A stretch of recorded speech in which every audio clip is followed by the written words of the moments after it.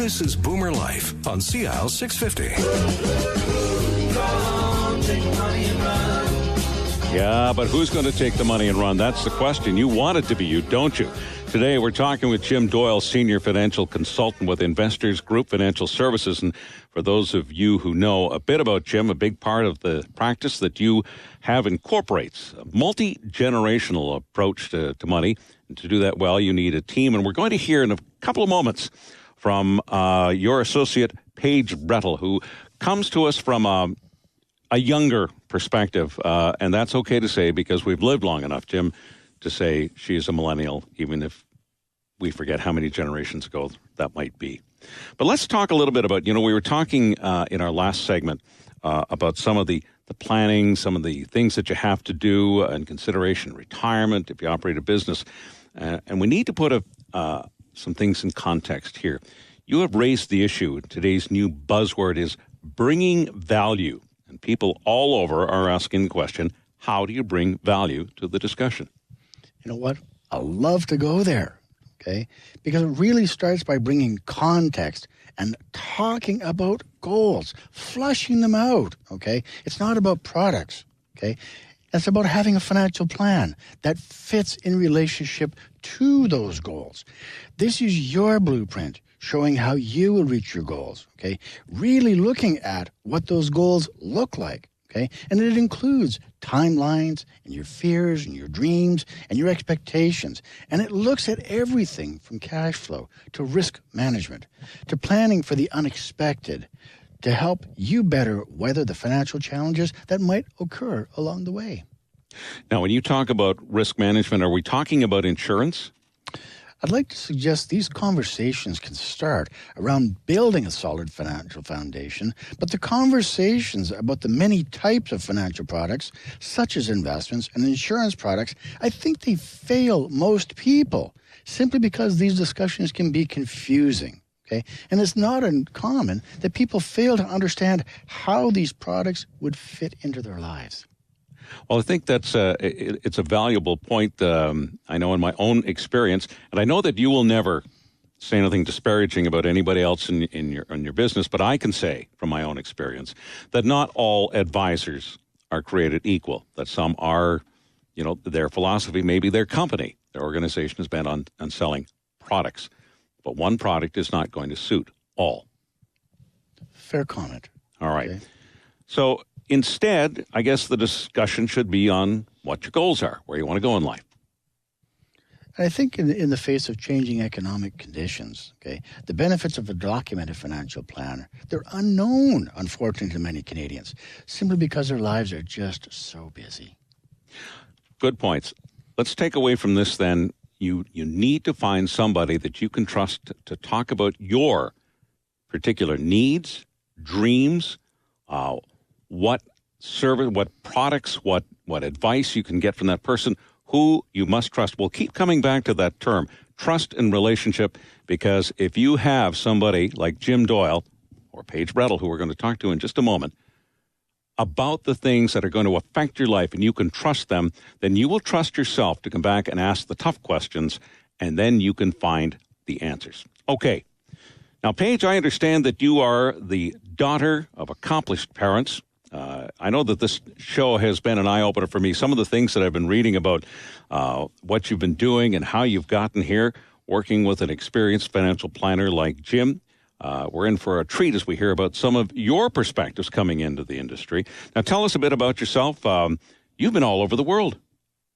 Yeah, hi. I'm happy to be here today to tell you guys a little bit about myself. So I grew up in a diplomatic family. We moved internationally starting from when I was about 6, in and out to Hong Kong, Holland, London, Dubai, Libya, and then all throughout Canada. I've lived in the Maritimes, I've lived in the Prairies, I've lived in Toronto, and now I live in Vancouver, and this is kind of where I hang my hat. It's a beautiful place to hang your hat when it's not raining, which is apparently quite a bit these days. But I like to talk to somebody. We've joked around about you being the millennial, being that after the next gen and then the millennials. I think it is so important. I mean, you've been doing this for about 5 years now, and you've talked to me about helping young people. But where did you get started? What inspired you to get into this industry?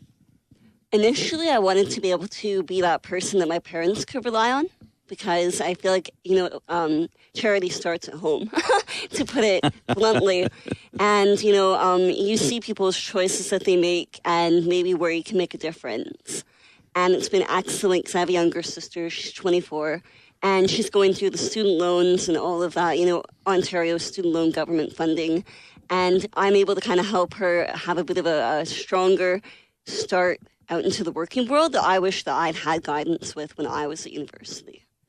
I hear what you're saying. Now, of course, there may be some out there who are a little cynical. I mean, what does this young lady know about financial planning? Your credentials are pretty impressive. Talk about a bit about your education and what you've done to prep yourself for this business.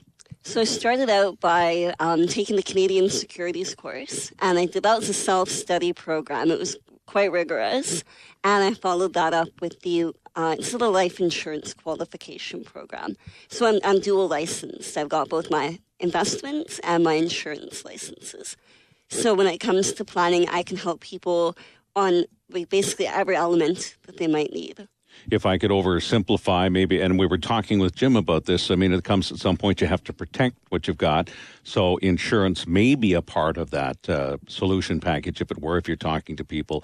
So you can help them on both sides then. Well, yeah, and when you're younger, the biggest asset that you have is your ability to generate an income. And so whether you're going to be felled by a disability at some point or a critical illness. Like my cousin just was diagnosed with breast cancer at age 27. Wow. And now she's in remission. But who expected that, right? And she's a teacher, and they had a really good program in place to help her through that process. But, that's kind of a regret that I have, because I didn't have that conversation with her ahead of time about getting her set up. But I have had that conversation now with my sister, who's 24, in the same family. And it's very real because it happened in the family. And when you've been touched by it, whether it's a mental illness or a critical illness, you have more empathy and understanding. You're able to guide people through that process of maybe this is why you should take a harder look at it. And the younger you are, the lower the premium. Paige, we've talked about your perspective as being a millennial and helping young people think about and plan for their future.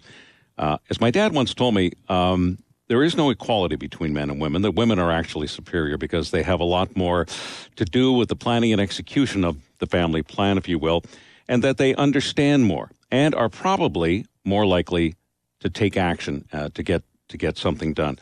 Do you think that you have that talent, that different perspective that in some cases that a guy wouldn't?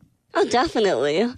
It helps in my background. I come from a sociology and women's studies background, and I've always wanted to work in an industry where I was able to be a guiding hand and help support women.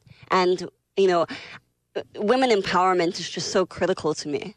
So I kind of fell into financial planning, and I'm so happy. It's been amazing. It's super fun. And I really feel like I'm able to add value. Like I had a conversation last night with a friend at a yoga studio, and she was telling me about tax planning. Because she was like, how have you been? And I was like, it's RSP season. It's been crazy. And she was asking me, what is an RSP? Tell me more about that. And I was surprised. And I was like, tell me more about, your retirement plans. And she was saying how she leaves it to her boyfriend to kind of take care of their finances and file their taxes. And we are going to meet for a coffee so that we can look a little bit deeper into why it's important for her to be planning for herself. And she just had never thought about it. She knew it's important to think about retirement, and she understands the premise, but she really felt comfortable to have her boyfriend, who is more confident in that area, look after it for her. So one of the things that, finding out who's the best person in the relationship to do the financial planning or do the taxes or so on, it's not him or her. It's who's got the best qualifications and the time. Yeah, I think it really does come down to time. And with my friend, she's a student and she's working. So she's stretched, right? So if she's able to kind of offload a duty that he prefers to do it anyways, it just makes their lives easier and more simple in the moment. But it's really important to me to let her know that at some point you might be in charge of your finances, and it's great to start earlier because you got more time to understand rather than being thrust into it because of a crisis. Think about it now. Don't wait until you have to do it.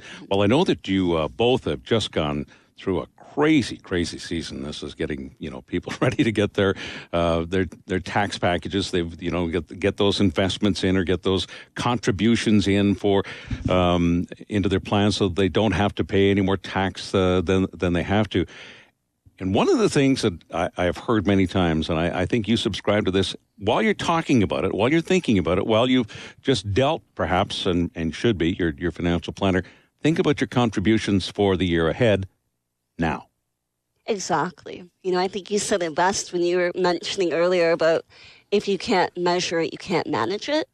So a big part of what I'm talking to my friends and my clients about is, think about putting aside money on a monthly basis so you don't have to worry about making a lump sum contribution when the funds may or may not be there. Right. Now, when you talk about, do you have a guideline as to like a percentage of what you should be putting aside? I think it's great to aim for 10%. I would really like people to do 15, but it's about starting with consistent habits. So whatever you can afford to put aside, start there and then build.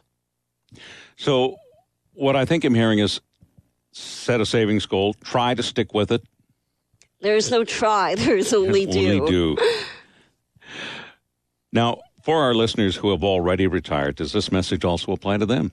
Of course. I think Jim can speak best to this. When I talk to retirees and they're so giddy about getting into retirement and they want to spend everything that they make, okay, I'm going to say if you're going to spend everything that you make when you hit retirement, you may not have as much wiggle room to deal with the unexpected. Few retirement income sources are indexed to keep pace with inflation. So it means that over time, you might need to withdraw a little bit more money just to maintain that standard of living. Now, inflation isn't one of those things that we've really had to put a lot of energy into over the past couple of years, but it's starting to make some signs of a comeback. And you don't want to be finding somewhere down the road, hey, I should have been a little bit sharper with how I spent my money. Well, it's certainly, we keep getting warned that the inflation is going to go up sooner or later, and that the time is now to prepare for it. Now, when we come back, I'm going to talk a little bit about with Paige about the stereotypes of the millennials and some of the things that they can do that you can speak to them directly about, and you speak from knowledge. Okay, we'll talk about that in just a moment. We're going to take a short break now. We'll be back with Jim Doyle and Paige Brettel, and we'll talk about a number of things, and including that ugly word, divorce. And you have to deal with perhaps business division of assets, savings, or whatever. And it's very touchy, it's very emotional, but it must be dealt with. We'll have that coming up next on Boomer Life. Celebrating the baby boomer lifestyle. This is Boomer Life on CL 650.